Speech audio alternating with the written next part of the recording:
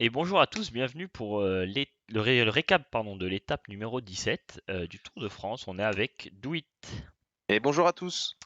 Alors, étape entre Pont du Gard et Gap, avec deux petites, euh, deux petits cols de catégorie 4 et 3, dont un très proche de l'arrivée. Donc, on s'attendait à ce que ce soit là que se fasse la différence. On avait dit que ce serait probablement une échappée.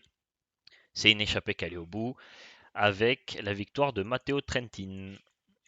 Ouais, Matteo Trentin qui signe la 4e victoire de l'équipe Michelton Scott avec Adam Yates, ou Simon, je sais plus lequel, Ouais. et Euh, Daryl Impey. c'est ça. On a du coup, on va revenir un peu sur le déroulement de l'étape. Au niveau de l'étape, donc on a une échappée qui se compose de 33 coureurs qui part.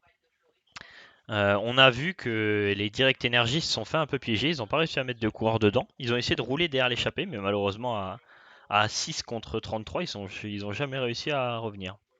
Ouais, il y avait les Areka Samsic aussi avec eux qui avaient pas réussi à mettre de coureur devant. Donc, ils ont dû se faire un petit peu gronder dans les oreillettes et du coup ils se sont fait punir en roulant en tête du peloton, en chassant. C'est ça. Et alors, une échappée quand même où on a quand même beaucoup de gros noms. Thomas De Gendt qui a déjà gagné une étape. On a Matteo Trentin, Rui Costa, Edvald Boasson-Hagen, Greg Van Avermaet, Izagirre, Mollema, pardon, Bokeh Mollema. On a vraiment des très très grands coureurs qui ont déjà gagné des belles étapes sur ce tour et ou ailleurs. Ouais, ouais, ouais. Puis, enfin, moi je m'attendais à voir Sagan aujourd'hui parce que c'est un profil qui peut lui convenir. Mais peut-être qu'il aime pas suffisamment la chaleur pour partir dans les échappées quand il fait chaud, je saurais pas dire. Mais je pensais que Sagan, d'habitude, c'est le genre d'étape qui coche sur le Tour de France, mais pas cette année. Ben, Sagan, justement, il a fait une déclaration que c'était un peu du suicide de faire les étapes des Alpes qui étaient prévues sous cette chaleur. Donc c'est fort possible que ce soit pour ça qu'il ait joué la carte de la tranquillité aujourd'hui. Ouais, ouais, ouais. Puis du coup, il a obtenu entre guillemets gain de cause Mhm, parce que les directeurs de course ont autorisé pour aujourd'hui en tout cas les ravitaillements à partir du kilomètre 8. c'est ça. D'habitude, ils les autorisent qu'à partir du kilomètre 30. Et il y avait quelque chose d'autre aussi, c'est que les délais, ils ont été pris sur le groupe principal, enfin le peloton. C'est ça, tout à fait. Du Donc, coup, le peloton qui a roulé vraiment tranquille, ils sont arrivés quasiment à 20 minutes de Matteo Trentin. Ils ouais, ont le pris groupe leur temps Eto, et ça enfin, allait. il y a eu quand même un groupe Eto qui s'est formé grâce à ça. Donc, Ouais, bah, ça et- leur a, ça leur a permis de pas trop souffrir de la chaleur, même si devant les 33 coureurs, ils se sont donnés. ouais, ils Euh, ont pas rigolé, hein, c'est presque 46, je crois, de moyenne ouais, d'étape. c'est ça Donc, exactement, 46, donc c'est vraiment pas mal. Du coup, bon, l'échappée qui reste groupée pendant un petit moment et qui va.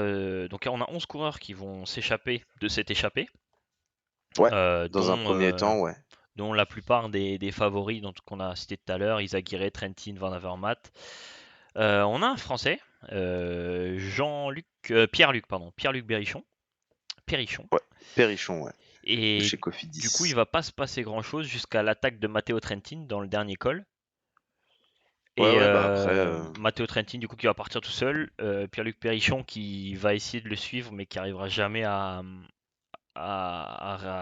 combler l'écart.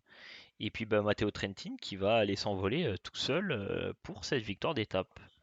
ouais, il paraissait déjà fort l'autre fois dans l'étape que son coéquipier gagne à Bagnères de Luchon. Mhm. Il paraissait déjà très très fort et aujourd'hui il conforme qu'il doit tenir une bonne forme et qu'il n'est pas champion d'Europe pour rien. Il est parti et personne n'a pu le suivre, même Thomas De Gendt qui était dans les grands favoris aujourd'hui.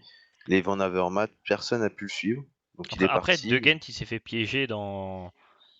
piéger un peu plus tôt, je crois. En fait, il était Oui, dans le oui, un groupe. tout petit peu plus tôt, ouais, Oui, c'est mais ça, le groupe des 11, en fait, il était déjà plus dedans, De Gendt.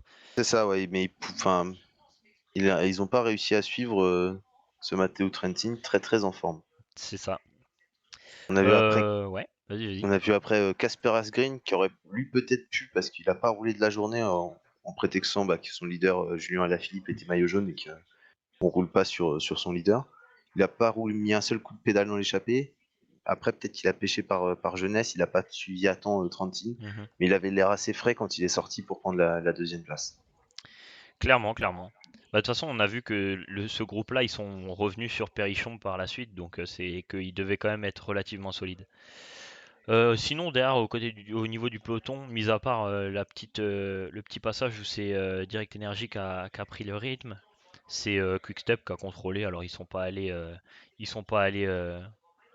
mettre beaucoup de coups de pédale. Ils ont fait ça tranquillement, fini à 20 minutes. Bon, il n'y avait pas de raison de s'affoler aujourd'hui pour cette étape du côté des Ouais, leaders. le plus près, c'était Fabio Meurice C'est au ça. classement général, donc c'était à plus de 26 minutes, 28 minutes, C'est je ça. crois. Et il revient 13e à 11 minutes maintenant.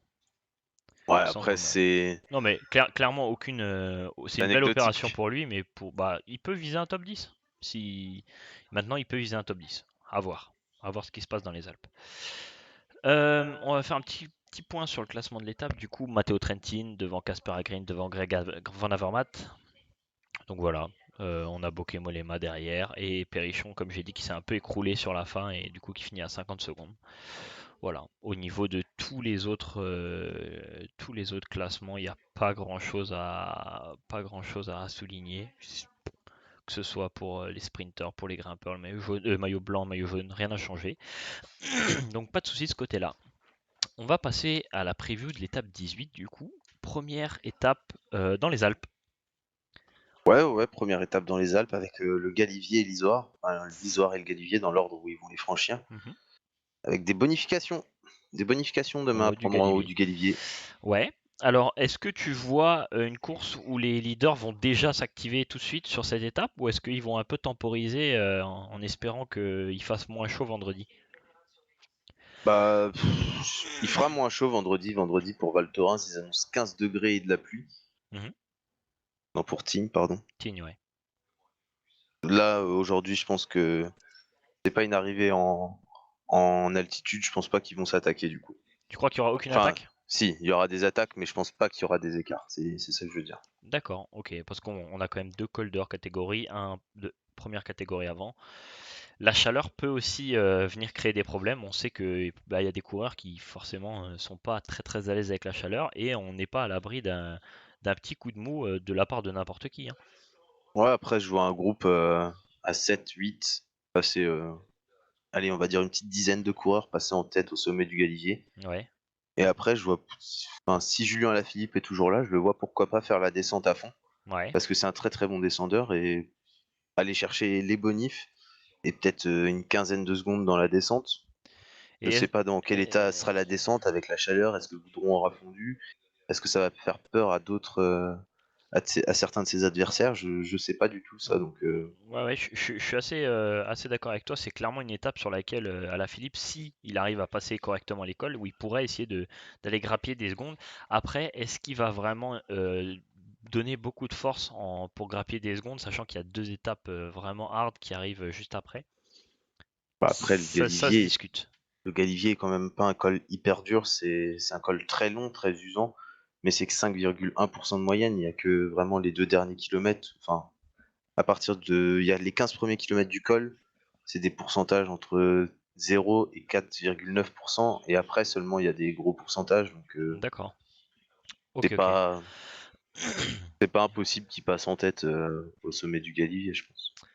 Ah, qui passe en tête carrément? Donc tu vois pas une Ah échappée au oui. long cours qui va au bout sur cette étape? Je pense notamment à Romain Bardet, et à d'autres Ah si, d'autres ouais. qui auraient peut-être lâché le classement général. Mais Euh, ouais. limite, j'ai pas envie. Parce que si les bonifications sont encore à prendre, on verra un petit peu de bagarre au sommet du Galibier. Mhm.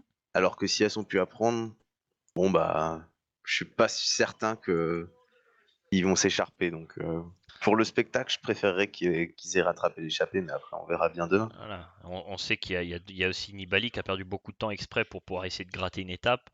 C'est vrai, On ouais. a quand même pas mal de coureurs qui ont fait exprès de perdre beaucoup de temps pour justement aller essayer de chercher une étape. Donc c'est pas impossible que demain on ait une échappée avec des gros coureurs, des gros grimpeurs dedans.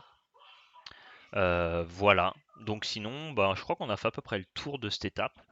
Alors là, on sait que demain il va faire très chaud, que vendredi, samedi, il risque d'y avoir un peu plus de pluie, et ça notamment, ça va être bon pour Thibaut Pinot, parce que c'est un climat qu'il apprécie, mais on en reparlera dans la prochaine vidéo. Est-ce que tu as quelque chose à ajouter sur cette étape-là? Sur cette étape de demain? Ouais. Oh bah non, je l'annonce, la cote est sûrement élevée, mais victoire de Julien Alaphilippe dans l'étape de demain. Oh. Ah. Ben moi, je vais mettre un petit Romain Bardet demain. Allez, Allez, donc la France à l'honneur. c'est ça, la France à l'honneur encore sur ce tour, on l'espère. Bah écoutez, si la vidéo vous a plu, n'hésitez pas à vous abonner, mettre un pouce bleu, partager la vidéo. Et si jamais vous avez aussi, vous, un favori pour demain ou d'autres infos éventuellement qu'on aurait oublié ou qu'on ne connaît pas, je vous invite à les mettre en commentaire. Voilà. Bah écoutez, moi je vous souhaite une bonne soirée et puis je vous dis à demain. Ciao, ciao! Ciao.